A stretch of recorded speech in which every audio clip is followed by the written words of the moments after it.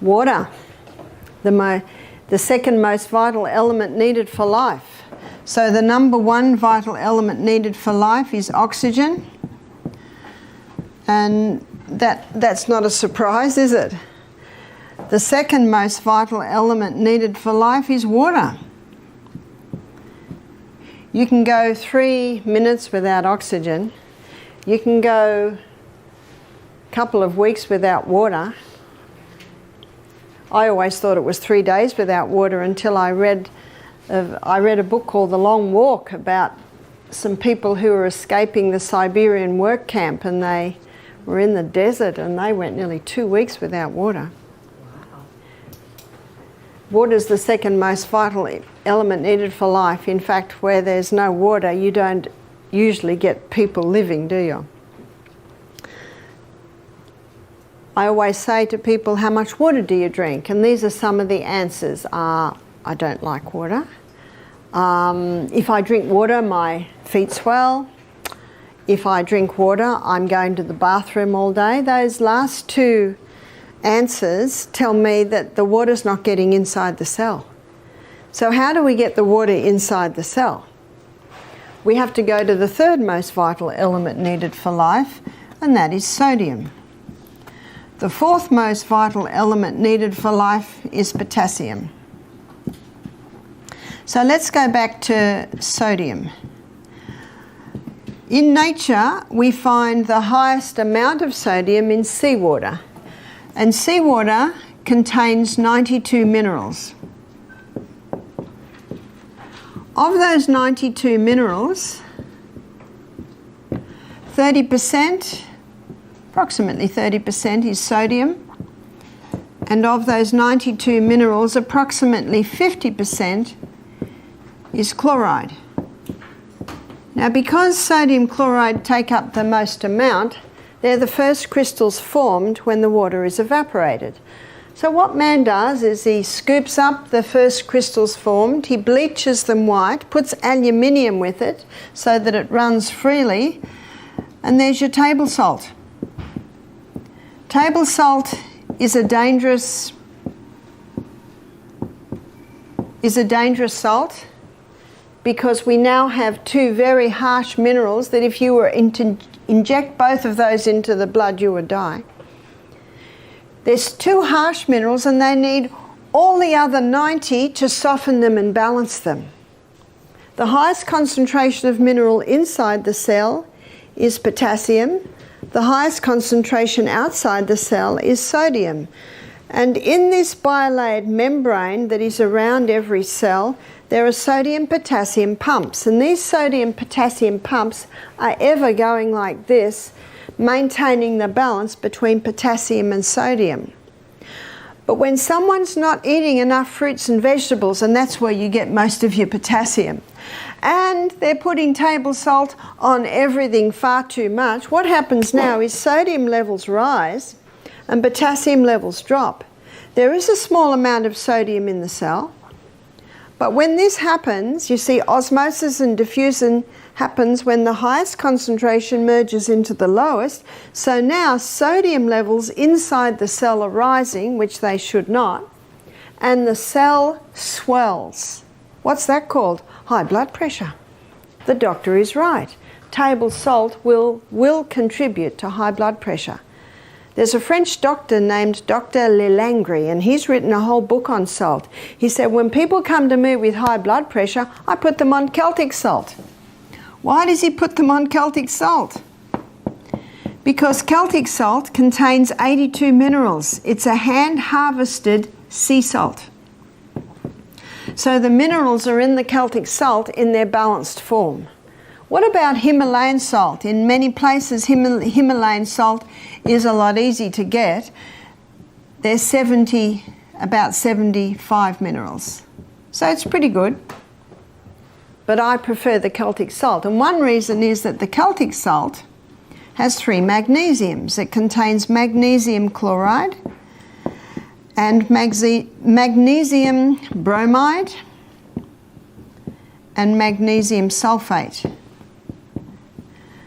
Magnesium is a water-hungry molecule, And this explains why the Celtic salt is such a moist salt, especially when we've had a lot of rain, because those 3 magnesiums absorb the moisture.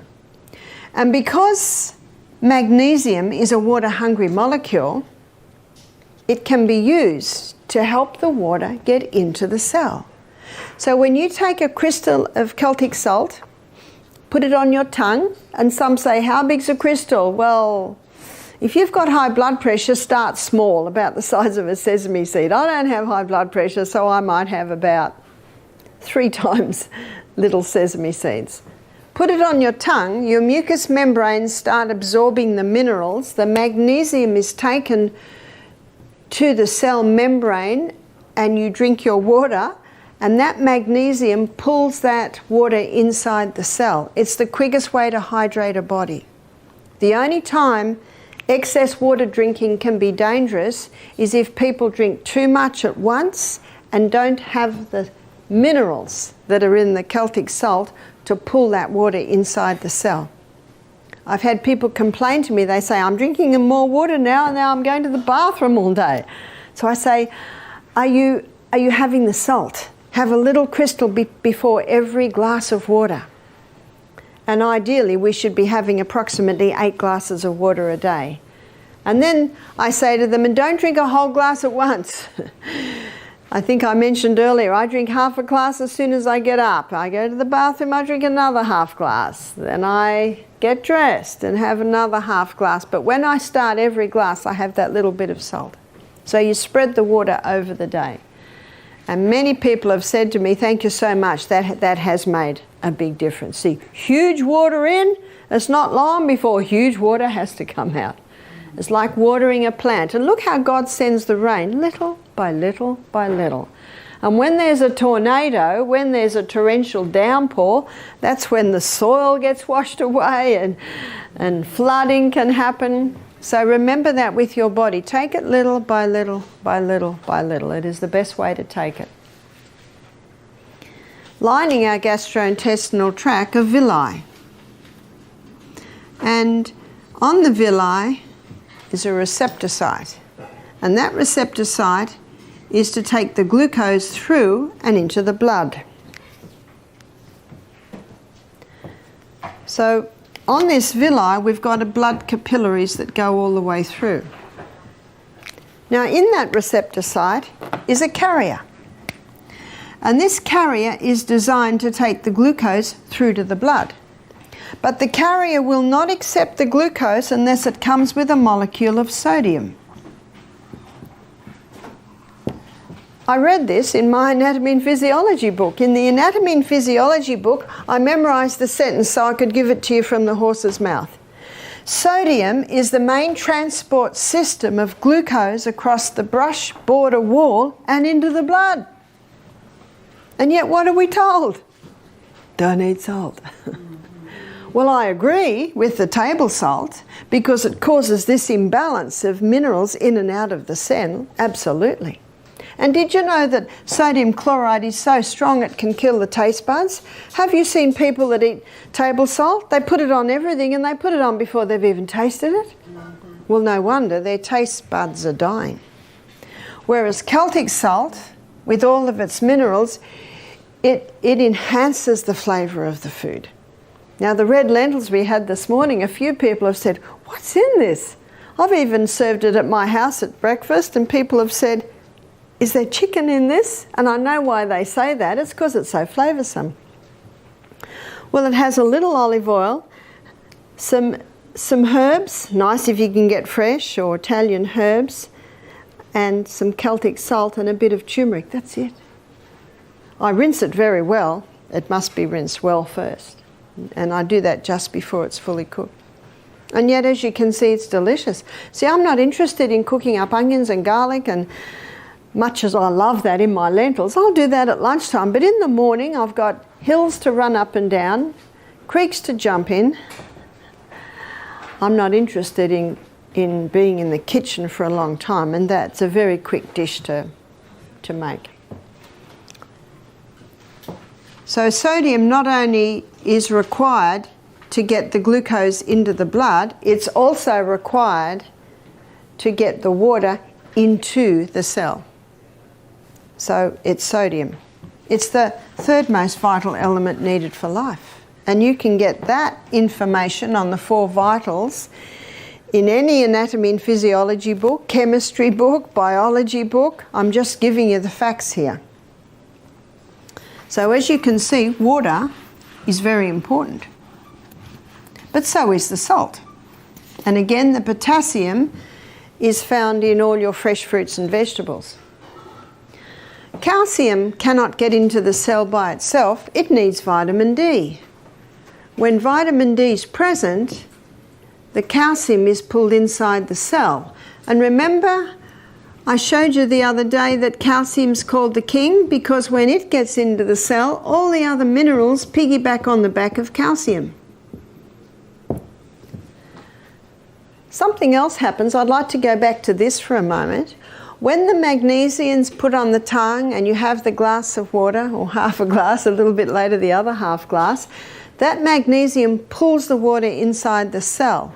And in the bilaid membrane that is around every cell, there's a little motor. And when the water's pulled through the membrane and into the cell, it causes that little motor to start spinning. And the spinning of that motor gives us a unit of energy. So when you're feeling a little tired or maybe a little bit peckish mid-morning, have the salt and have the water and you'll get a little bit of a pickup. So when everyone's going outside to have their cigarette or their cup of coffee, you have your crystal of salt, your glass of water. Absolutely, if you're working in an office, go outside and find a tree. Remember what the trees are giving off? Life-giving oxygen.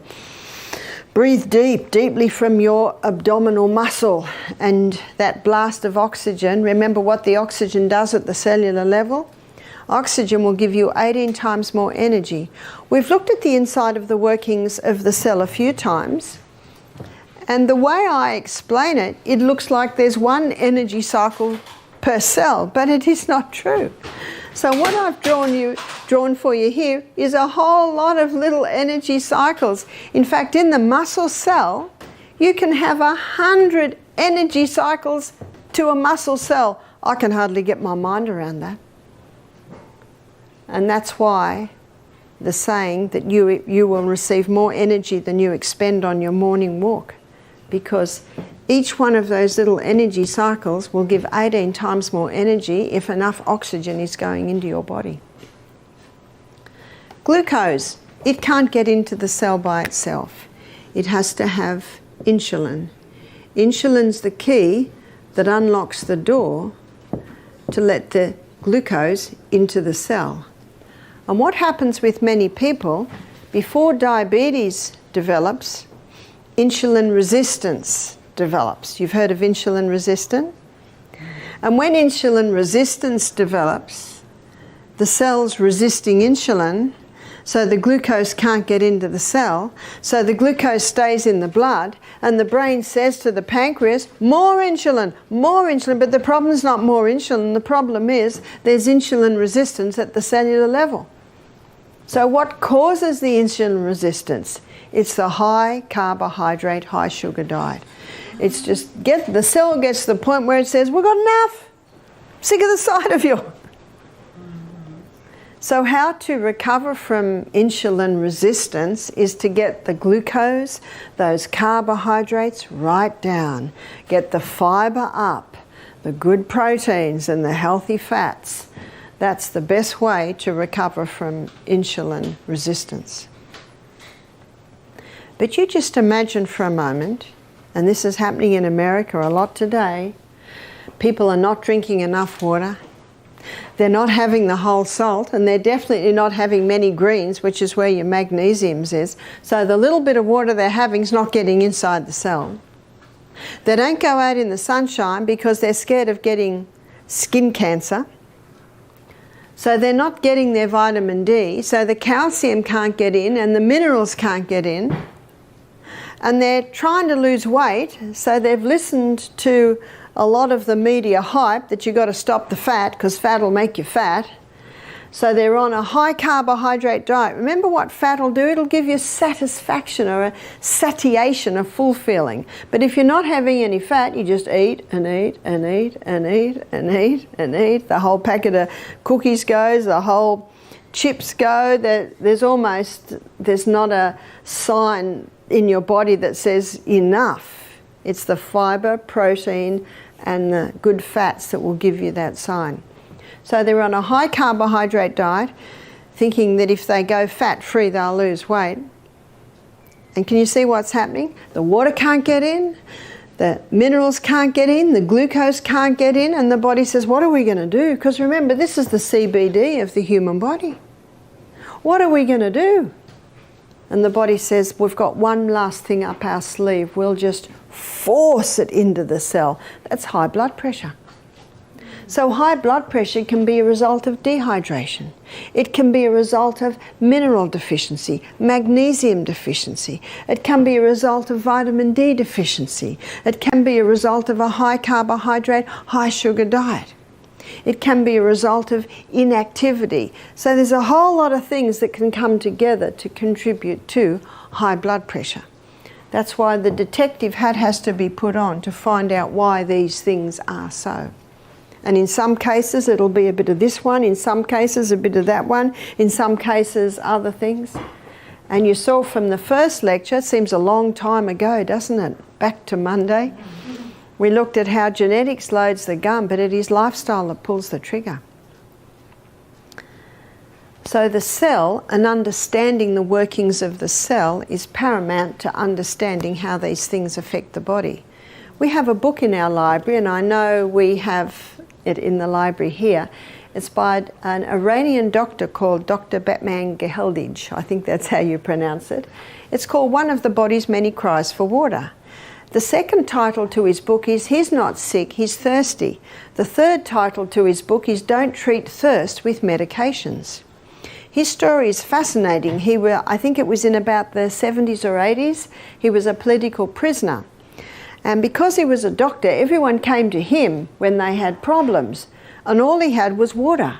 So no matter what the problem was, he'd get them to drink a glass of water. He'd come and see them 15 minutes, he'd give them another glass of water. So usually in half an hour, they had 3 glasses of water. And he was just shocked at how the headaches are gone, the migraines have eased, the stomach ulcer pain had relieved, the asthma attack relieved. He only gave them water because he had nothing else. He just wanted to make, I guess, a show that he was doing something, and because he was doctor, they just drank their water. So he began to document what he was finding because it surprised him. He did not realize, he did not expect the water to have that much of an effect. I can't remember the period of time, but eventually the government changed and he was freed, and he said, look, do you mind if I stay a bit longer? I'm in the middle of this fascinating research. And he has presented his findings at medical conferences. He's presented his findings in medical journals, but it's not a very popular subject because you can't make much money out of water. Now you'll understand why the second title of his book is He's Not Sick, He's Thirsty, and Don't Treat Thirst with Medications. It was a fascinating book for me to read, and I'd like to take you inside and look at a few body functions and how they're affected by dehydration. So let's begin at the mouth. Did you know that in a state of chronic dehydration, too much saliva is produced? Some people think a dry mouth is a sign of dehydration. It is, and too much saliva can be a sign of dehydration. You see, when not enough water is going into the body, and how much water should go in? Let's do an assessment of that. So our kidneys, to know how much water should go in, we need to look at how much is coming out. So in our kidneys, we urinate out 1.5 litre loss. Now, a litre is the same as a quart. So I'm probably best, because I'm speaking to an American audience, to say quart loss. 1.5 quart loss. Out of the skin, it can be 0.5 of a quart loss. Out of the colon, 0.3 of a quart loss, and out of the lungs, it's about a 0.2 of a quart loss. So that equals 2.5 quart loss every day. So 2 quarts is 8 cups. So that's 10 glasses, 8-ounce glasses of water a day is lost out of the body. And we have no reserve tank on the back, do we? The only water that's going in is the water we take in. So we should be drinking at least 2 quarts a day. At least, more if possible.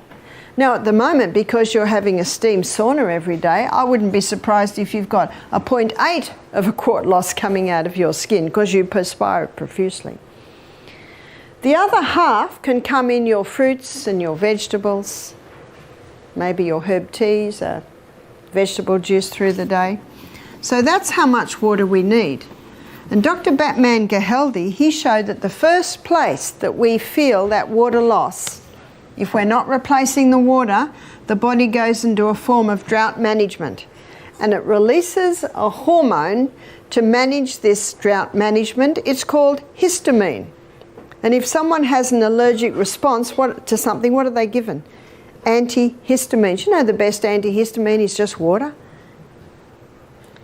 So the first place that water is taken from to try and maintain full blood volume in the veins and arteries is the lining of the stomach. We have a thick mucosal wall lining the stomach, and so now we've got a very thin mucosal wall.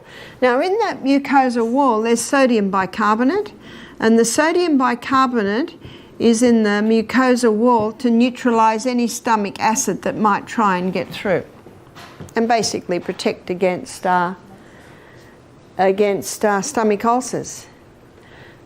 So what is a stomach ulcer? It's basically a breakdown of the tissues. Now let me give you a scenario here. It was probably about maybe 20 years ago, a couple of Australian doctors in Western Australia discovered that Helicobacter pylori caused stomach ulcers. You've heard of that theory? They even put Helicobacter pylori bacteria into some people's stomach and got stomach ulcers. So we had a man do our program from South Africa, and he and his wife came. He was not interested in being at our retreat, but his wife had paid the full amount, so he came reluctantly. And when I'm talking to him, he's about 57, he did not want to answer my question. He answered them abruptly and shortly. He wasn't annoyed at me. I know he was annoyed at his wife that he was even there. I said to him, "Do you drink water?" "Yep, 2 litres a day." So I just moved on from that. I didn't ask any more questions. I said, "Do you want any medication?" He said, "Yes, I'm on a different antibiotic every month to kill the Helicobacter pylori in my stomach because I have had stomach problems for 25 years. I've been all over the world." So the latest thing he was trying was antibiotics because they found he had Helicobacter in his stomach. I said, "Oh, how long have you been on this program?" He said, 4 months. So he's had 4 doses of Helicobacter pylori, and guess what? It's still there and he's still got the stomach pain. I said, "Are you interested in trying an alternative to your medication?" He said, "No, I'm very happy with my medication. Thank you very much." And I always give everyone respect. I respect everyone's choices. Isn't that our God-given right? Absolutely. I just said, "Oh," and I left it there. Now, after the first lecture where I talked about the body's ability to heal itself, so that we have a problem, we should be looking at how the body heals and work with it. He and his wife, and she was on the medication too, they came straight up to me. He said, "That made more sense than anything I've ever heard. I'm willing to do what you suggest." I said to him, "I have no authority over your medication, but I said, if it was me, I would cease it because it hasn't worked so far, and I would try the herbs that I suggest." He said, "I'm willing." So what I did was I gave him a herb called slippery elm. which coats and soothes the lining of the gut. He did our basic program, 2 days on juices, and we encouraged people, of course, to drink water between every juice. At the end of the week, I had a very happy man in front of me. He was eager to tell me something. I said, yes. He said, I've had no stomach for 2 days, first time in 25 years. I said, that's good news. And he said, and I've worked out the problem. To me, that was even better news. Because who's the doctor? We are. We are. I said, what was the problem? He said, I was drinking nothing between meals and I was drinking almost a whole litre of water with every meal. So I want to show you what was happening in his gut. So what was happening in his gut, he's drinking nothing between meals, which means the lining to his gut is very thin, which means the hydrochloric acid is breaking down the tissues. And remember, the bacteria is an opportunist organism. And so what happened is the body started to, its own microorganisms changed role and came to the cleanup team, remember the garbage collectors, and they started to clean up the dead tissue, and their name was called Helicobacter pylori. See why you have to ask why are they there? No wonder they find Helicobacter pylori in every case of stomach ulcer. They're there to clean up the mess.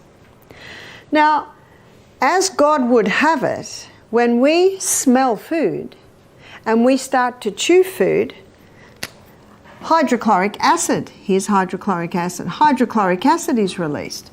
And hydrochloric acid connects with pepsinogen to release pepsin, which breaks down protein, but hydrochloric acid does something else. It's antifungal, antibacterial. And so it has the ability to wipe out these guys.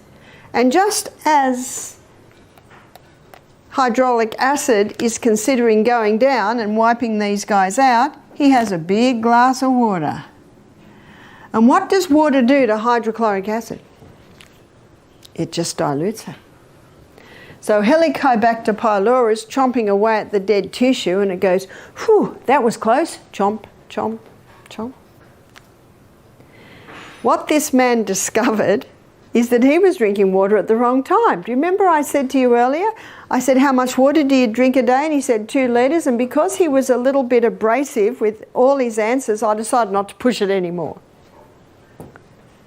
So now he drank early in the morning. He stopped drinking half an hour before his meal. That half an hour before the meal immediately thickened that mucosa wall. The water he had the day before fed the hydrochloric acid that's made in the liver. So let's have a look at what's happening now.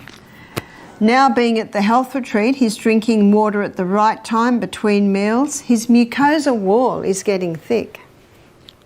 And then when he eats his meal, hydrochloric acid, which is not being watered down anymore, comes down and wipes out Helicobacter pylori.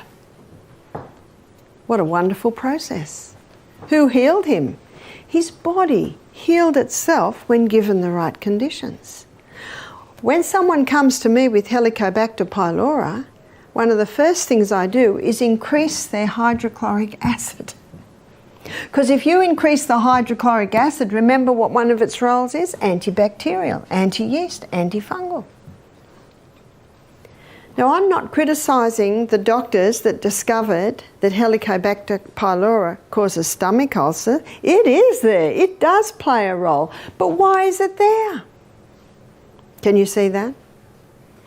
And unfortunately, on the board that awards Nobel Prizes, there are representatives from the pharmaceutical companies. So we won't go any further there, and I certainly am not saying people that get Nobel Prizes don't deserve it. Absolutely they do, because of their great work. But I'm just presenting you the facts. I'm just giving you the basic anatomy and physiology. So this man who'd had stomach pain for 25 years found relief by just drinking water at the right time, which allowed his body to heal itself. Dr. Batman Geheldhind, we'll call him Dr. B, he found the first place that we lose water is the lining of the gastrointestinal tract. He also found that if you go down the gastrointestinal tract, you come to the pancreas. And the pancreas releases two hormones into the blood to help balance blood sugar levels. That's your insulin and your glucagon. But if you're dehydrated, those hormones aren't being made as they should be. So people that are dehydrated, that can be a contributing factor to diabetes. He also discovered that there are hormones released from the pancreas to finalise digestion.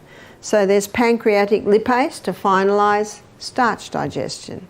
Sorry, fat digestion. There's pancreatic amylase. That's what finalises starch digestion. There's trypsin and chymotrypsin that finalise protein digestion. Now, they're all made out of water. If you don't have enough water, your digestion will be compromised. At every stage, water is needed for every body function. So no wonder Dr. Beat entitled his book, when a person has a symptom of disease, he says, must be one of the body's many cries for water. That's the title of his book. Our brain cells shrink when they don't have enough water. Headaches are common when we don't have enough water. Negative thought patterns can develop when our brain cells don't have enough water. I can get my hand to go in and out like that without pain because around every joint there's fluid. And that fluid is synovial fluid, and it is 99% water. In a state of dehydration, the body can take some water from there to maintain full blood volume in the major arteries and veins. And so if I have pain in there, maybe it's called arthritis, but actually maybe it's just a state of dehydration. Our eyeball moves around in water. So we need water at every single step. Also, our lungs. Now, at the bottom of our lungs, I'll draw you a small picture of our lungs so that you'll understand this. So here's our lungs here. That's one lung.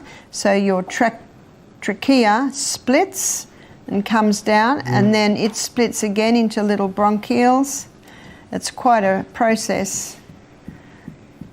And then at the end of every bronchiole, looks like a little bunch of grapes, but they're alveoli. So at the end of the bronchioles, you've got the alveoli, and this is where the gaseous exchange takes place.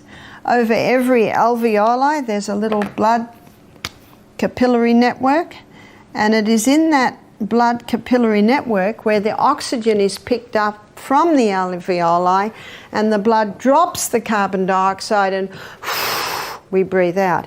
In every alveoli, there's a minuscule droplet of water.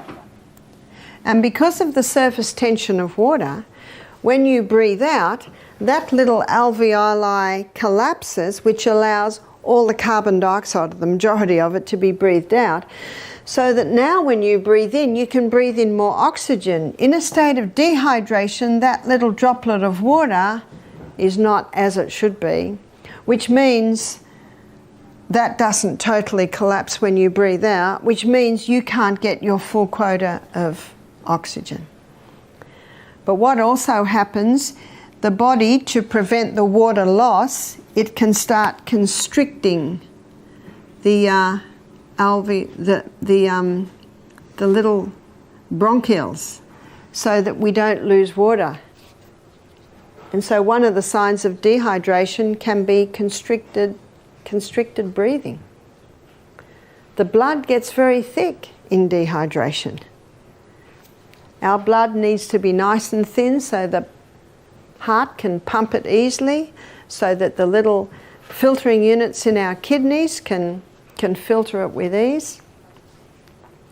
So water is needed for every single body function. I'm going to give you a story of a man that came to our retreat who had three main problems. He had chronic headaches, which he took a lot of painkillers for. He had a very congested chest, and also he had terrible lower back pain. Did you know that 75% of weight held in your lower back is held by water. The other percentage, of course, is taken with your ligaments, your muscles. And so a state of dehydration, lower back pain is quite common. So that's what this man had. And when I was consulting with him, I said to him, how much water do you drink a day? He said, oh, I don't drink water. I said, you don't drink water? I said, what do you drink? He said, oh, Coca-Cola, coffee, because he has a lot of painkillers. He was only 44. He was a well-built man, but at 44, his quality of life had gone. So we encouraged him to start drinking more water. By the end of the week, the headache had gone. By the end of the week, the lower back pain had certainly eased and his lungs were a little freer. I saw him 5 weeks later. He jumped out of the car with a big smile on his face and had a 2-litre, you'd say 2-quart bottle of water. He said, I'm drinking 4 litres a day. He said, in 5 weeks I've had no headaches, no lower back pain, and he said my chest is almost clear. What was his problem? It was dehydration. How nice when it's as simple as that. It's not always that simple, but it's nice when it is that simple.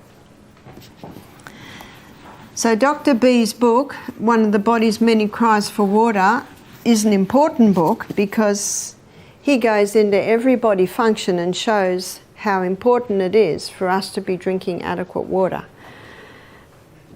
One lady said to me, I drink quite a lot of water in my cups of tea. Sorry, that doesn't do it because tea contains dehydrating agents. Caffeine and tannin are both quite strong dehydrating agents.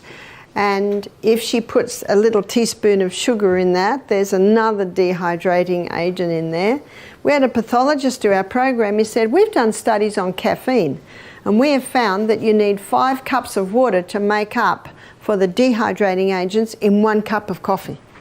Now that was a cup of coffee that also had sugar in it as well.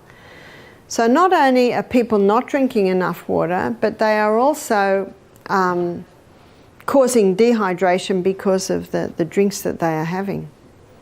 Again, we need to drink little by little by little. Much depends on your activity through the day. If you're working out in the garden and perspiring a lot, if you're having steam baths a lot, then definitely you need to drink more water. One of the signs that you're drinking adequate water is that your urine is clear. So when your urine is clear, that's a fairly good sign that you're drinking enough water. Now at the moment here at the retreat, you're having B vitamins, and those B vitamins have an effect on your body to cause your urine to be fluorescent yellow. So don't be surprised if this week your urine is fluorescent yellow. So you just got to find out how to get it in. And many people in aged care facilities, elderly people, they do not drink enough water. And it certainly is a contributing factor to the mental illness and the deterioration in brains we're seeing. In Australia, there are 1,700 cases of Alzheimer's being diagnosed every week. Now that's a bit scary. Did you know that God never meant our brain to deteriorate? And tomorrow we're going to go to the brain, and tomorrow I'm going to show you how you can get brighter and smarter and wiser with age. Brains should not be deteriorating. Have you read of Alzheimer's or dementia in the Bible? I certainly haven't. And before the flood, you know, people were living till they were 700 and 800 years old. We're getting people today who are showing signs of dementia and Alzheimer's in their 40s. And in their 50s, and that this should not be. And it's often not just one point, often it's several points, but one is certainly dehydration. So I'll give you a story to illustrate. We had a lady came and did our program a few years ago now, it's probably about 6 years ago now. She was 45 and she brought her mother who had dementia. So we always say if someone has Alzheimer's or dementia, they will need to have a carer with them. Because we're not a hospital, we just teach you how to give your body the conditions for healing. when the mother first arrived, so the mother was probably early 70s, I went into the bedroom and she was just standing there looking out the window. And she looked at me, she didn't seem to even know who I was or acknowledge me.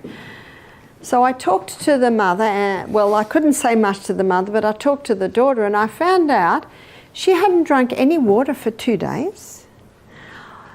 And because she had dementia, her daughter would ask her and she'd say, oh yes, I've drunk lots of water, but she actually wasn't drinking any. And she hadn't been to the bathroom for 3 days. I'm talking about her bowels. So they're two things that we can fix pretty good. So we gave her herbs to get the bowels moving, and we just got her to drink little bits of water. See, a lot of elderly people are put off water because they don't want to have an accident.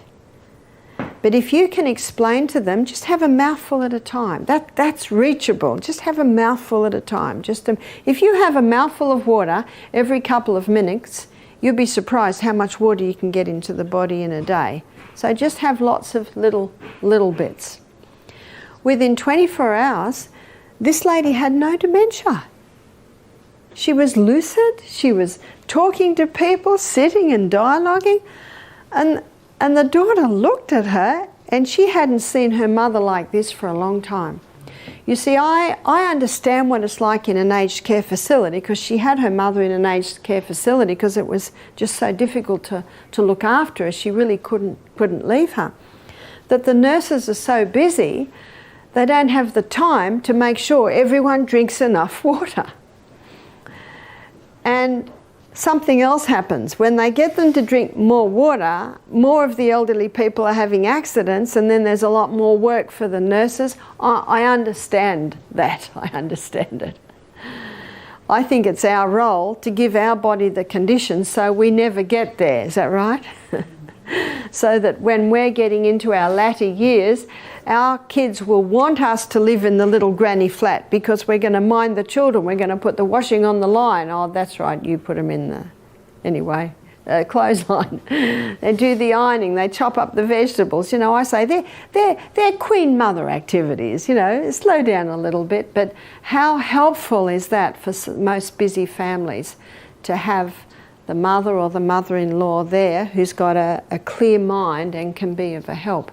I understand why so many are put in aged care facilities, because they can't be looked after. One lady said, my mother gets up at 3 in the morning, she goes to the people next door, she puts the clothes on off their clothesline. Oh, and my mother was found down the middle of the road naked. You know, that's very hard, and I feel so much for the person, because, you know, that's very debilitating for the mind to deteriorate like that. And so here we had this lady who got her faculties back within 24 hours because we got her bowels working and she started to drink more water. She really liked the salt. And if you give salt to someone, you know, what's the next thing they do? They reach for the water. So this daughter and her mother, the daughter's name was Isabel, she decided to book in for the next week. So she stayed for 2 weeks. She hadn't seen her mother like this for 10 years. Halfway through the second week, she rang up the aged care facility, she cancelled her room, and she brought her back home. And she lived with her for another 10 years. She eventually, I think, had a heart attack in her early 80s and passed. But what a lovely thing that could happen. So the scary thing about that story is how many people are losing their minds, are in aged care facilities, that if they just had someone who could work with them and get these body functions working well, would be okay. But as I said, the person we can work on is ourselves.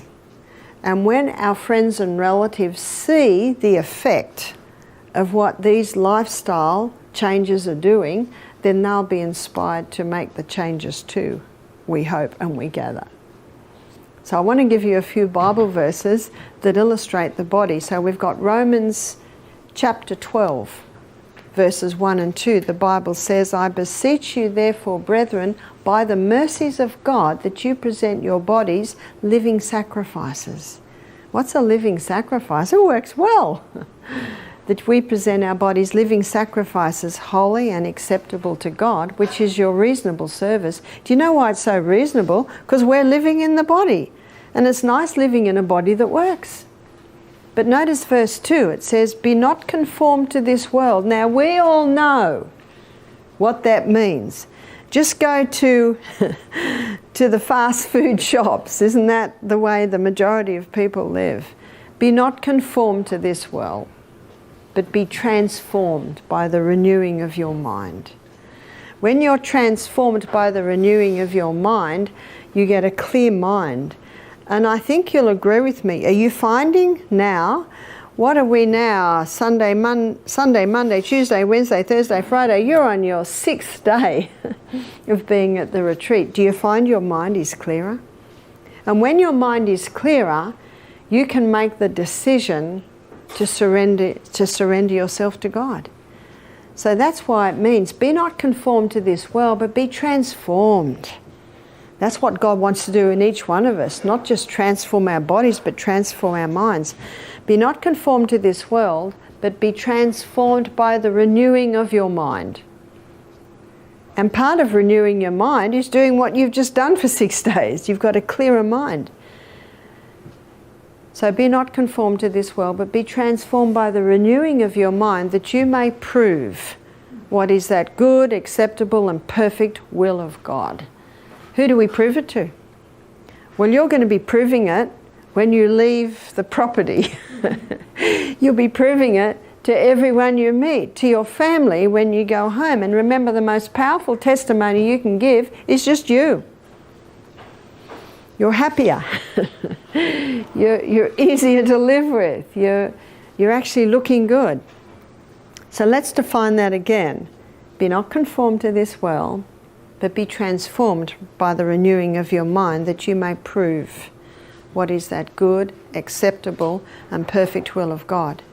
And what's the perfect will of God? We find that in 3 John chapter 1 verse 2, where he says, Beloved, I wish above all things that thou mayest prosper and be in health, even as thy soul prospers. That's God's will for each human being on this planet, isn't it? God has no delight in the suffering of humans. And yet the turning around, you can see why I chose those 2 verses. I think they encapsulate it very nicely. So the turning around, the transforming of the mind, the first step really is to drink more water, going to bed early, eat more food. Then your mind becomes clear and you start to see things clearly. And that's when you can make a decision. No, I want to do what is right. I want to show respect to this incredible body that God has given me. I want to be a faithful sentinel over the body that God has given me.